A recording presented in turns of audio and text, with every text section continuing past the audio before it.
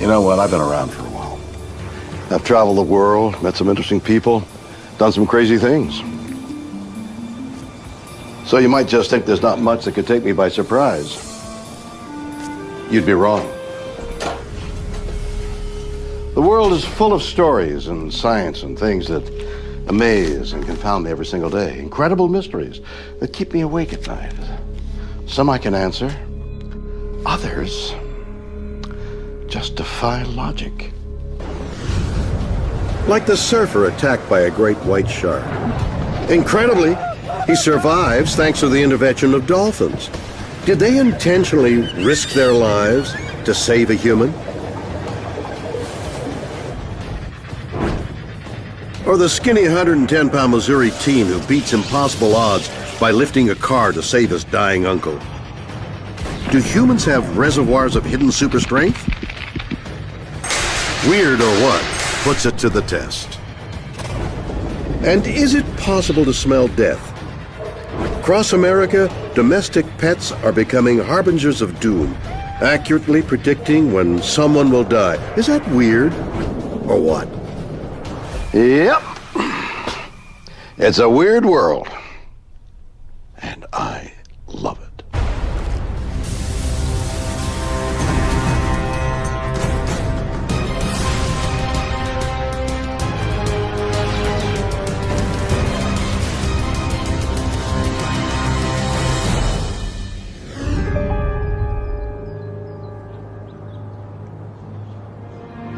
Human beings have always had a complex relationship with the other creatures on our planet.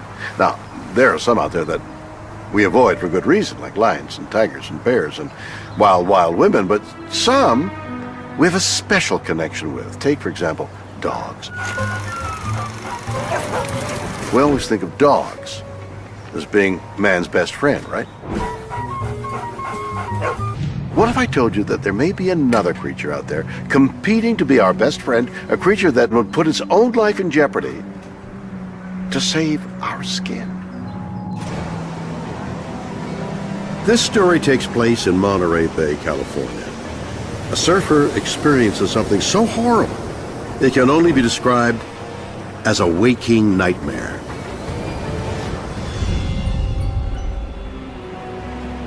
On August 27, 2007, Todd Endress and Zane Hawley decide to catch some waves. I really felt that it was just a nice day and that we were going to get good waves. We paddled out together, and it was just me and Todd, and we were kind of laughing.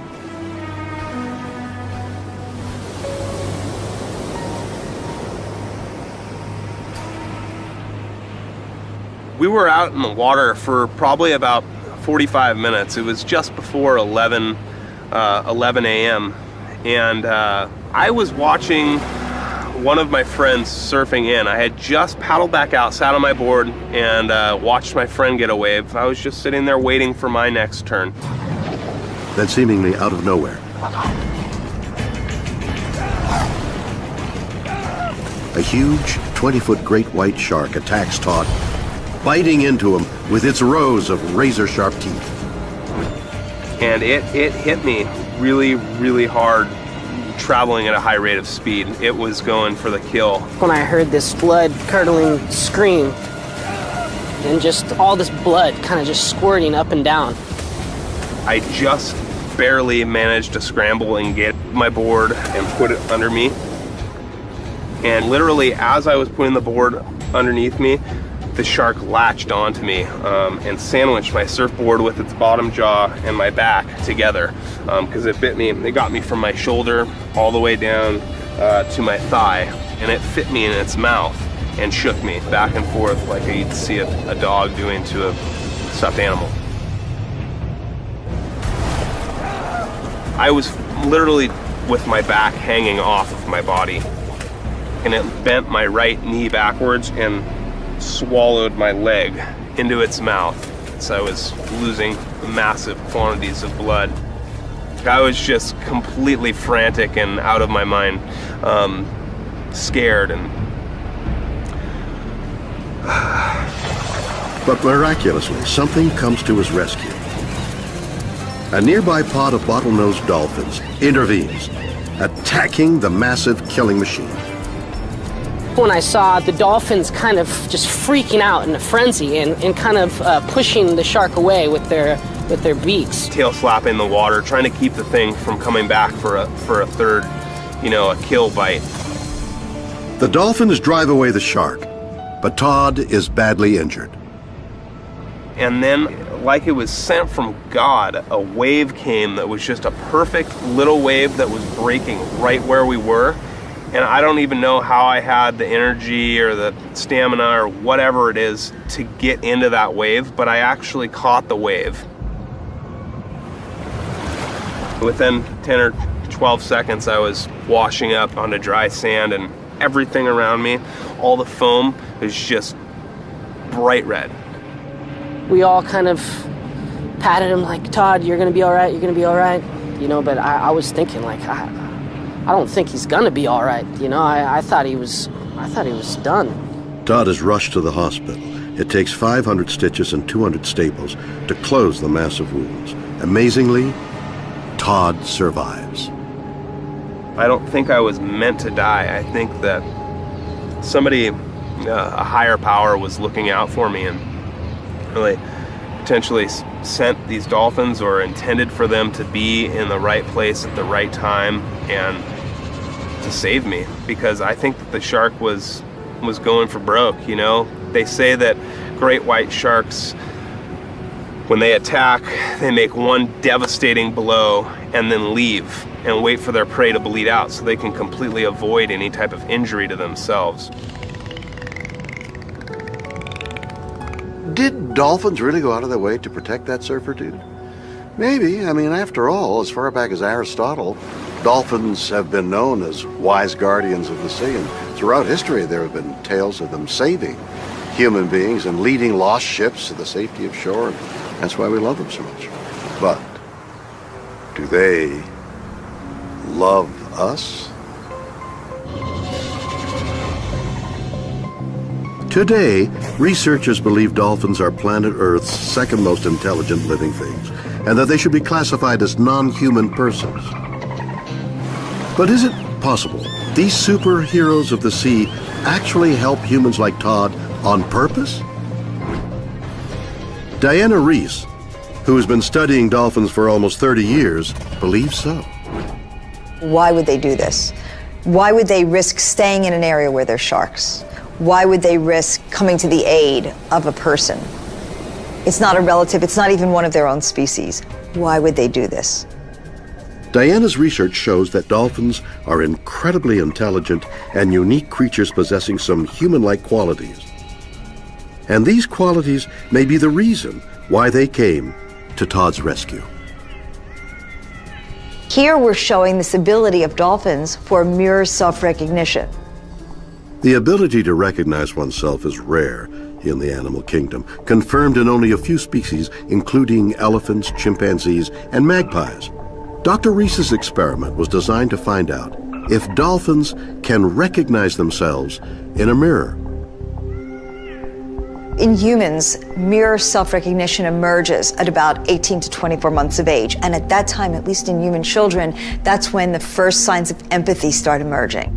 And now we're marking one of the dolphins. We mark them with a non-toxic marker, and he immediately swims to the mirror, which is right over here. He's been marked on his head, and it's now looking at this part of its head that's marked. And this is really unusual behavior for a dolphin. This dolphin's looking at the mark. Now, to see more of his body, he has to back away from the mirror. We understand that as well. And you can see him now. He's going to look in the mirror. He's spinning, and this is not a trained behavior. This is something he came up with himself. You see him looking and spinning. He looks and spins. This is an animal that knows he's looking at himself. If true, a dolphin's power of self-recognition could mean that they are self-aware, like humans. And that would mean dolphins could actually possess a range of human-like emotions, including empathy. I think these animals are capable of this kind of empathy. I think they're capable of understanding the plight of another, and I think they're capable of doing this behavior intentionally. So we know dolphins are amazingly intelligent. They may have the capacity for compassion and many of the same qualities we have. But is there a more obvious reason why dolphins saved the surfer's life? Was it simply because dolphins just hate sharks? Thomas A. Jefferson is a researcher at the Southwest Fisheries in San Diego. He believes dolphins could possess human-like qualities, but they are far from the lovable creatures of public perception. Is it possible the dolphins' actions were guided by another, far more sinister emotion? The image of dolphins as the happy-go-lucky playboys of the sea is not really very accurate. There are many reports where dolphins have actually injured or in some cases killed people. In 1994 in Sao Paulo, Brazil, a bottlenose dolphin acted in self-defense to ram and kill a drunken man who tried to thrust a stick into his blowhole.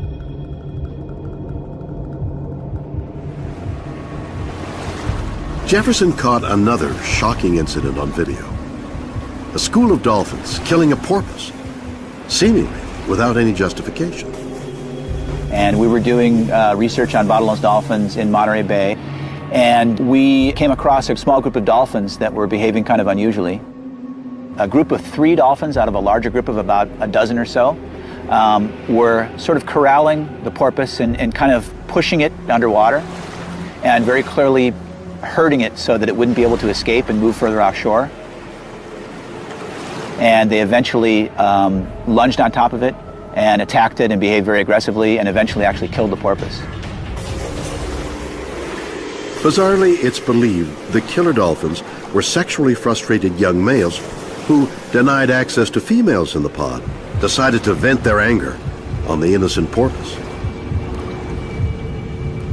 Could this capability for violence explain why dolphins attacked the shark? Could they have been looking for a fight? Or is there another unseen factor that can explain why dolphins saved the surfer's life? Dr. Daniele Maldini is the founder of Okeanos, a dolphin research group that had a boat out on the water when Todd was attacked. She believes there's a more logical explanation for what happened. On August 28, 2007, our boat was out in the bay to find dolphins and follow them and do our normal routine survey, taking pictures of the animals to assess what was going on that day. Their observations revealed that there were young among the dolphin pod, and it was to protect them that Maldini believes the dolphins attacked the great white shark. The shark would have been a danger to their calves. Sharks are natural predators of dolphins, and so you would imagine that they would have reacted that way whether Todd was there or not. But Todd will always believe they saved him out of compassion. The dolphins were actually going out of their way to protect me. That is absolutely without a doubt what happened. They formed like a protective wall between me and the shark, and it was a conscious decision. So whether this was a conscious act of empathy by creatures that cared whether Todd lived or died, or simply instinctual behavior by wild animals, remains weird or what?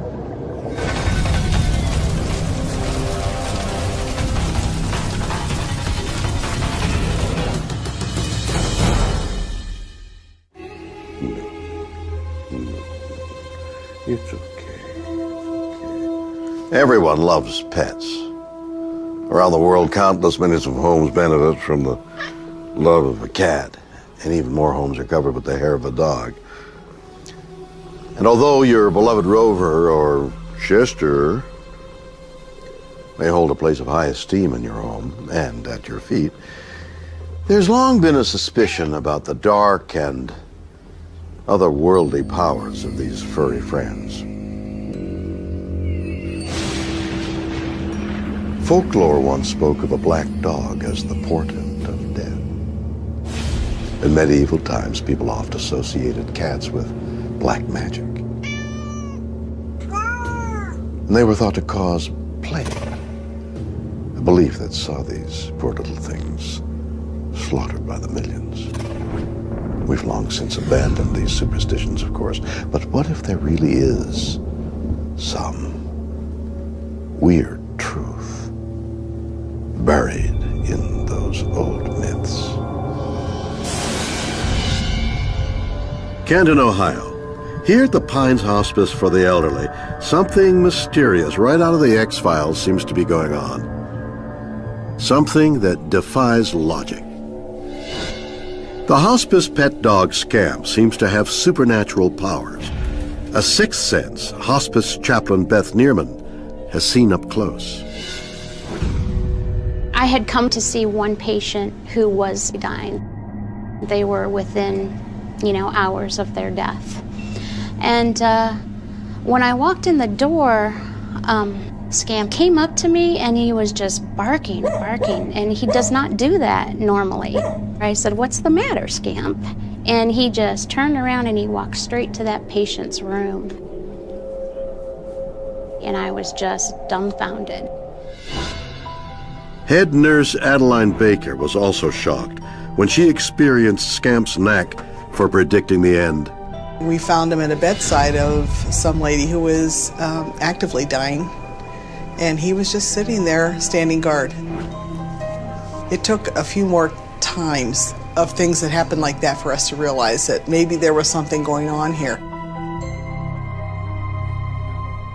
He was always very curious to see if someone's okay or if he knew someone wasn't doing well. This one lady was ill on and off, and he knew the family. And as soon as he would see the son, he'd run up to that son and start barking when she was doing badly, even sometimes before we realized that she was like on a downhill slide. Providence, Rhode Island. Here at the Steer Nursing Home, Oscar, a cat, also seems to possess a weird talent of foretelling a person's final moments of life. We started to hear inklings of him sitting with patients as they were dying. And I think initially we were all fairly skeptical of a cat sitting with people as they were dying. But one episode became two, and two episodes became three and four. It started to be almost a marker for us that a patient might be nearing the end of their life. Just as with Scamp, the dog, Oscar's uncanny sense is no one-off fluke. The predictions keep coming. Oscar's been remarkably consistent. There was a period of time a year or two ago where he made every death that occurred here on the unit. Scamp has been right about 40 times or more. I used to keep count of it, but I just sort of, after a while, was like, okay, that's pretty much enough. There is no Stephen King-like feeling here on the ward, the idea that this cat is predicting death. Most of these patients don't know what's going on around them. They have a perception of if a cat is in the room, but they certainly don't attach any meaning to that. The patient families have been remarkably supportive of Oscar and, in fact, invite him in.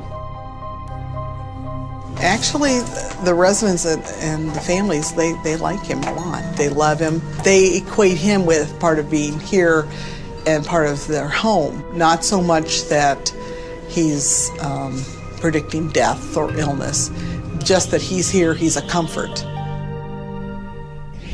Here, kitty, kitty. Kitty. Here, kitty, girl. So let me get this straight. Our pets can predict death? How can they do that? Do they have some kind of spooky sixth sense? Or are they using the super keen senses they already possess? After all, dogs and cats have hundreds of millions more scent receptors in their noses than we do. Is it possible pets are able to smell our imminent demise? Dr. Alexandra Horowitz is an expert on animal behavior and cognition. When we awaken, we see the world. When dogs awaken, they smell the world. That's because dogs have around 220 million smell-sensitive receptors in their noses compared to 5 million in humans. I hold up a rose. To me, it's just a single item. To the dog, it is an item identified by the people who have handled it and have left their scent on it. Smells move through time. They mark how recently someone has visited a spot. Strong odors are recent, weak odors are more distant. A broken leaf might emit a scent. The scent of insects that have visited the rose and traveled from other places bringing their scents. So does the dog's heightened sense allow them to smell the inner processes of the human body? Cutting-edge medical research suggests it might. Researchers in California trained dogs to successfully recognize odors on the breath of breast and lung cancer patients, just a few of the imperceptible odors of illness produced by the human body. When someone is near death, or as their bodies ultimately deteriorate, there are certain odors that are emitted from the change in the concentration of acid in the fluid in the body to cells actually dying, to a bacteria which is taking over the body and it itself emits a scent. So there might be some timed smells associated with near death, with death, and with certainly after death, as we, even with our blunt noses, would eventually realize. Beyond a heightened regular sense of smell, dogs and cats and some other mammals have an extra sixth sense in the form of a tiny organ called the vomeronasal, or Jacobson's organ. The vomeronasal organ, which has not been found in humans, is acutely attuned to pheromone activity, chemical messages that pass from one animal to another. It's absolutely possible that when we're dying, we give off hormones, cortisol, stress hormone, or adrenaline as the body starts to resist death, that are detectable by the dog through his vomeronasal organ. It's conceivable, but does an incredible ability to pick up scent really explain how Oscar the cat and Scamp the dog are able to sense the death of a human being? What if the animals are picking up on something completely unrelated to scent? Could we humans be unwittingly talking to animals, giving away telltale clues as to our physical or mental well-being by using a means of non-verbal communication science is only beginning to understand? Toronto, Canada. A dog named Boston has been trained to respond to the epileptic seizures of his handler, Andy Brooks. But something weird is happening. It seems that Boston has developed the ability to sense Andy's seizures up to 40 minutes before they even happen. Boston would, detect these seizures by, whining and crying. And I'll be like, you know what, there's nothing wrong, Boston. I think you're just, losing your apples. But each time neurologists tested Andy for the kind of brain activity that normally precedes a seizure, they confirmed Boston's diagnosis. We checked by the doctor, and the doctor's like, yeah, I trust this dog with more than anything. So they got me hooked up and all that and found out, yeah, I'm having seizures, and he's detecting them before they happen.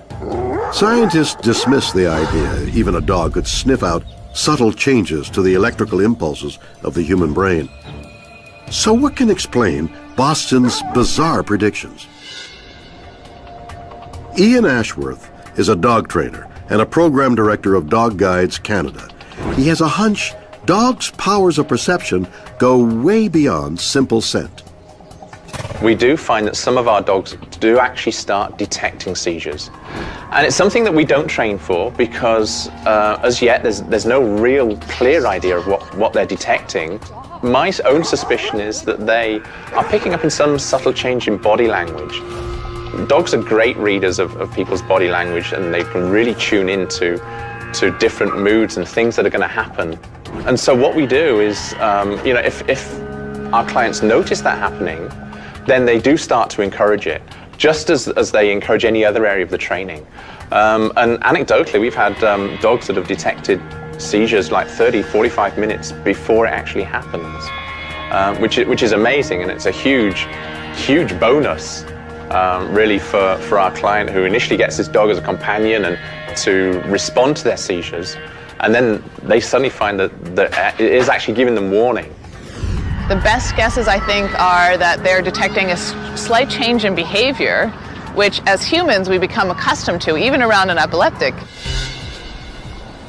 It's estimated that more than 60% of human communication takes place through body language. We're often unaware of this form of subconscious dialogue, but dogs are highly attuned to these cues and may even respond. We could have animals telling us information about ourselves all the time. A dog sniffs something on your leg, you don't notice it. It doesn't seem like a communication to you. But it might be that the dog is noticing something of information, and we just haven't picked up on the fact that they're trying to tell us something. You don't need to have the dog intending to tell us something about our leg or intending to tell the person something about epilepsy, but they notice it. So could pets like Scamp and Oscar really have the ability to pick up unconscious signals from their owners? It seems plausible. But before we make up our minds, let's consider another theory, something a little more esoteric. Now, when it comes to understanding cats, perhaps there's a more suitable expert of our feline friends than doctors and scientists. Witches have long been known for their special relationship with cats, known as familiars in witching lingo. Can a witch brew up some answers for us?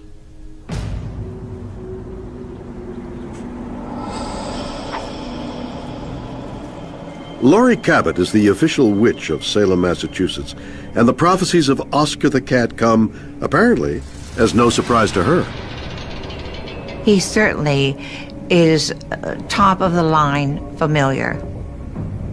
All cats have an ability the same ability that humans have for becoming a psychic.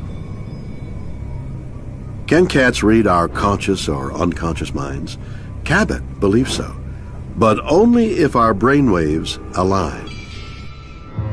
Human brainwave activity is categorized into distinct patterns, including delta, theta, alpha, and beta. Beta waves are associated with the alert mind, while delta waves occur during deep sleep.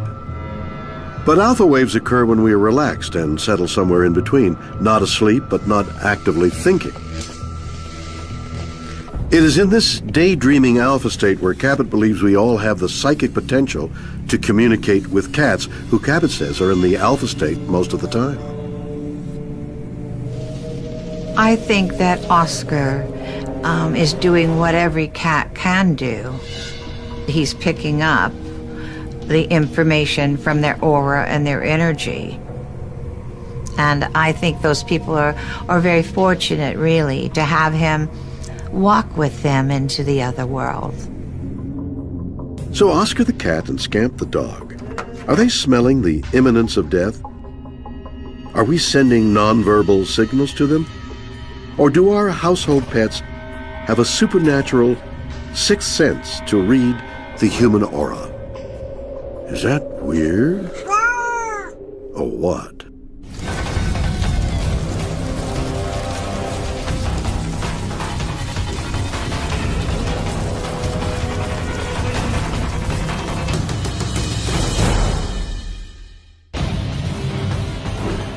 A skinny 110-pound Missouri teen beats impossible odds by lifting a car to save his dying uncle. Do humans have reservoirs of hidden strength? Weird or what? Puts it to the test. You know what I love about comic books? They're just pure fantasy and utter escapism. I mean, take the Hulk. Here's a regular guy who involuntarily transforms into an unthinking super being, capable of incredible feats of strength when faced with moments of extreme stress. It could never happen in the real world, right? St. Louis, Missouri, 2005. Jim McLean is under his El Camino preparing to replace a starter motor when the jack that's holding the car off the ground malfunctions.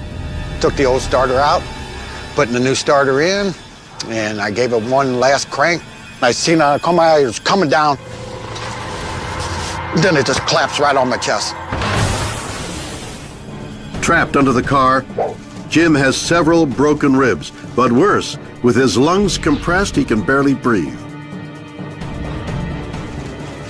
Help! And when I yelled help, it just crushed me more. I was dying. I mean, I knew I was dying. And I'm going, God, don't let me die like this. Jim's scream is heard by his nephew, Jack McLean, then just 14 years old. There I heard someone yelling help. Then as soon as I saw that it was coming from my uncle who was under the car, then that's when I freaked out.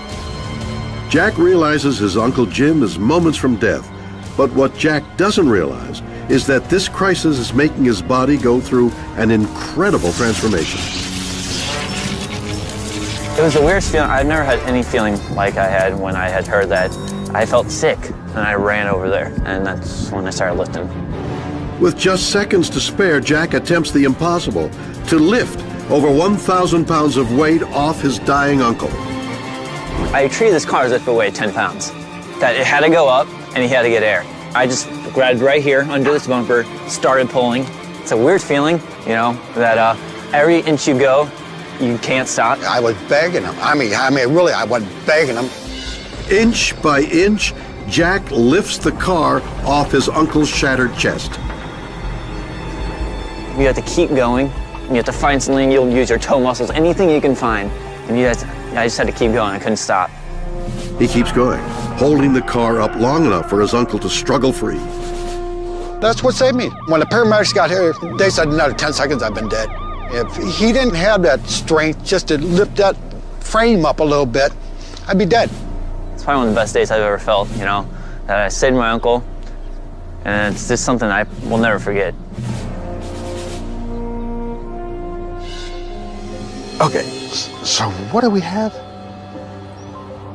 Some guy is getting crushed to death by a car, and then a terrified, scrawny little kid manages to save him and become a real-life comic book hero in the process. Let's think about this for a second. If he's lifting the car at the engine block, even just an inch off the ground, that's around 1,000 pounds. That's unbelievable.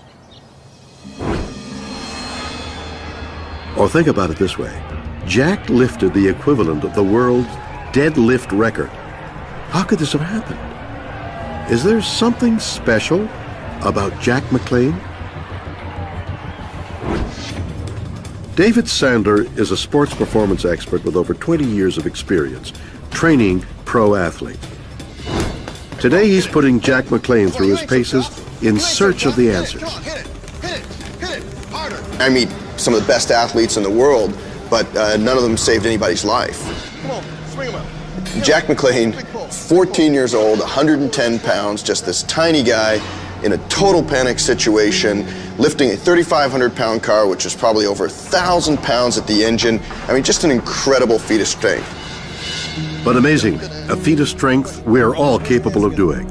It's estimated that we humans only use a maximum of 65% of our muscles' full capacity in everyday life.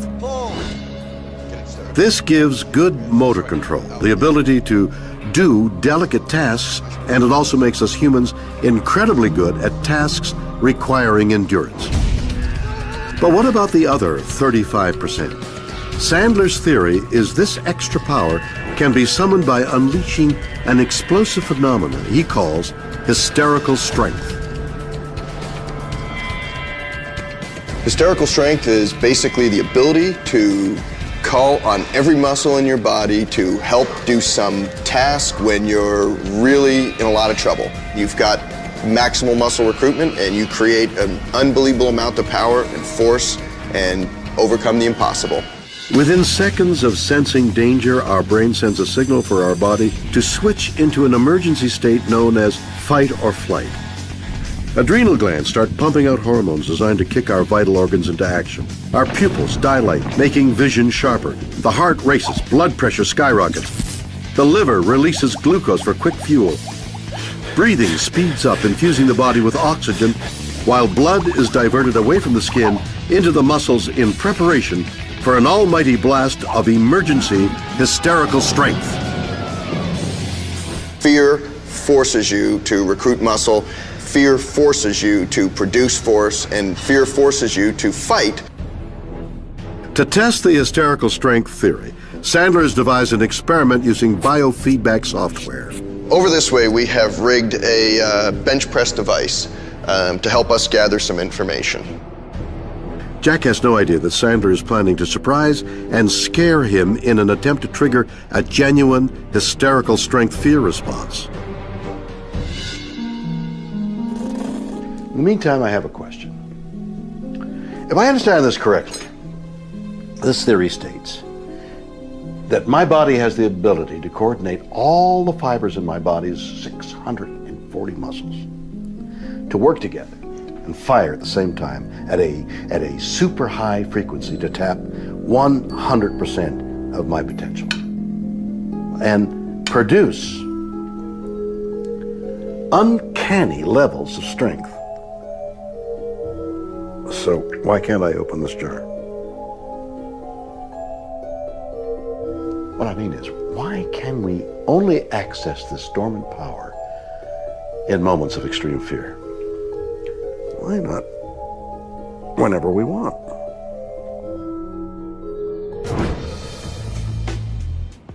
To find out, we need to take a trip into our evolutionary past. Let's ask this guy, Dr. Lawrence Gonzalez. He has a theory.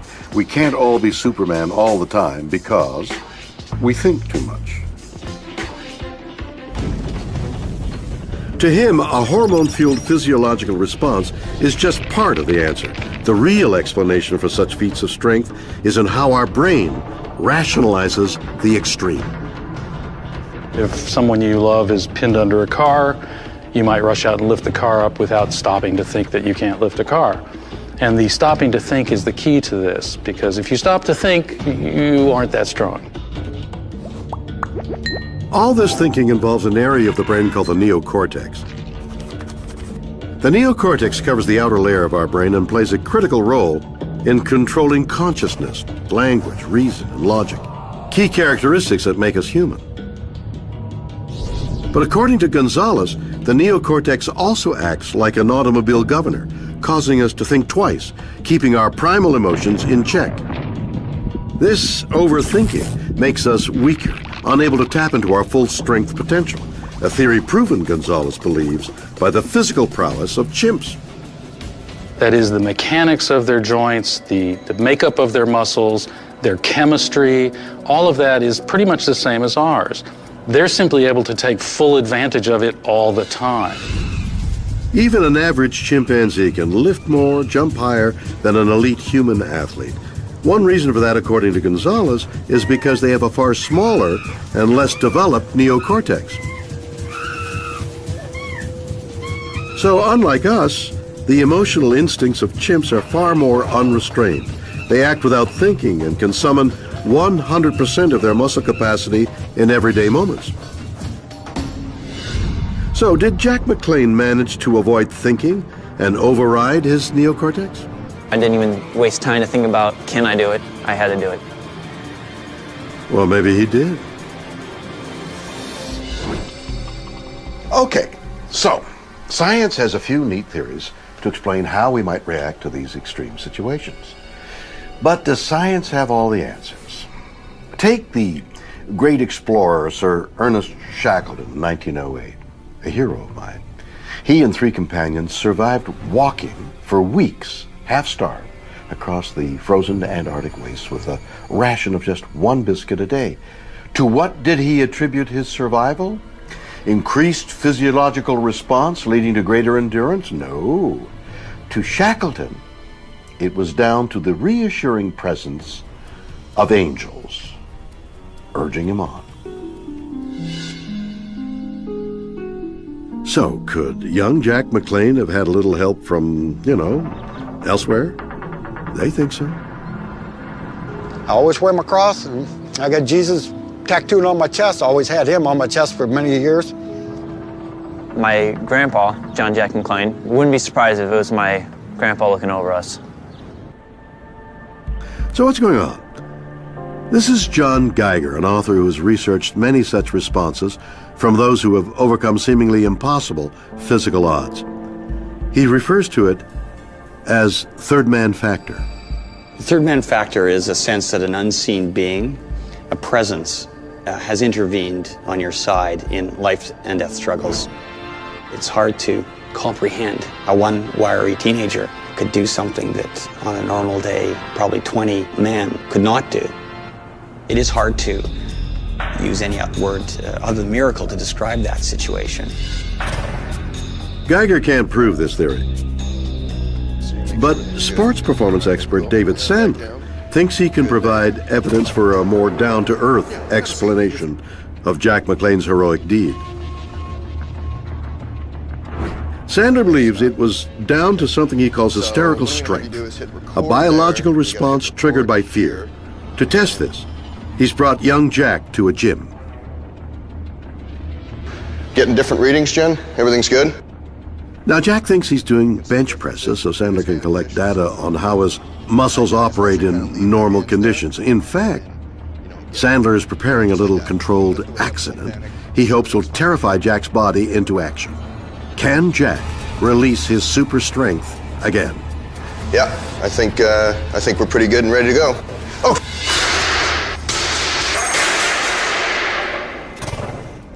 So much for that.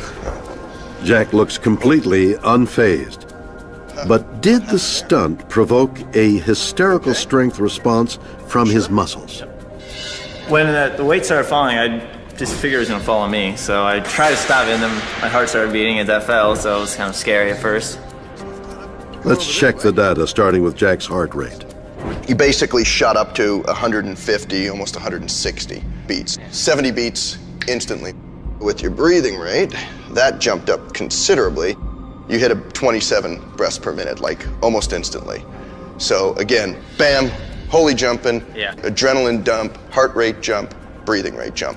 So that's kind of cool. But what's really cool is the muscle activity. So here you are sort of moving along, all right? It's your muscles and you're kind of getting ready and going through. Now watch what happens to your muscle signal as we drop the weight. Oh, there it is. Yeah. See that? Yeah. Yes. Wow. So what happens is when you try to stop it, see how much more muscle activity occurs, okay? So as we're kind of doing this, you're sort of going up and down, we're getting a muscle reading. That was what you were seeing before. We drop the weight, you panic. Yeah. You fire everything you got to try to stop it. The experiment has shown how a shock event can trigger a fear response, calling dormant muscle strength into action. But what happens at the gym will never match that day in 2005 when a skinny 110-pound teenager managed to lift a full-size car off his trapped uncle. Is that weird or what?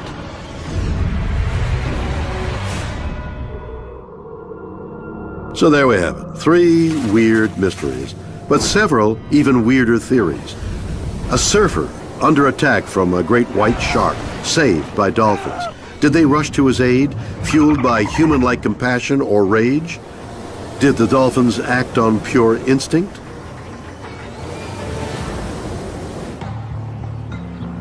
Cats and dogs, seemingly able to predict the passing of a human being. Are they detecting the scent of death? Are they picking up our unconscious body language? Or do our pets have supernatural powers? A skinny kid does the seemingly impossible. He lifts a car, saving his uncle from death. Was this extra strength fueled by a fear response? Or did Jack McLean have a guardian angel? You decide. Join me next time for 3 more stories that will undoubtedly be weird or what?